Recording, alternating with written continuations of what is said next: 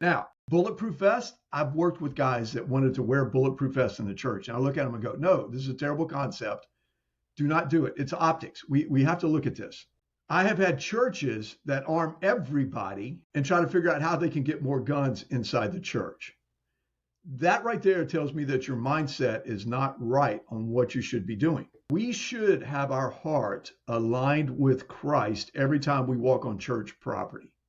Because if we have our heart on our ego, on problems at home, on issues in the church, then our judgment is going to be completely off. Using a gun is the last resort. Law enforcement. Listen, 38 years in law enforcement. I can tell you, I have to go that extra mile to make sure that this does not happen.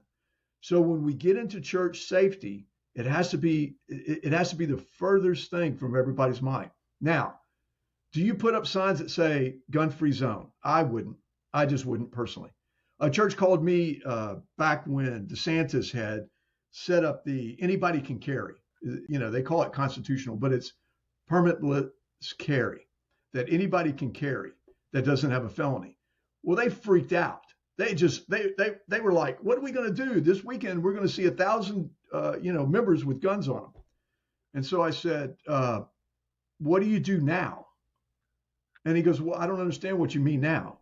Florida has 2.5 million concealed weapon permits in the state. I think that's a low number right now.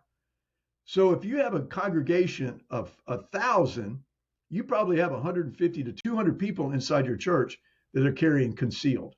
What are you doing now? And he goes, well, nothing. And I go, so what's the difference? You haven't had a policy ever before in your life. This is what I tell people when somebody comes up and talks to me about the gun. First off, I'm training my team that it's the last resort. I'm going to train them on verbal de-escalation. I'm going to train them looking at a person like a Christ would look at a person. I want to tell them that we should be witnessing to these people first. And if our heart is right, he's going to protect the church.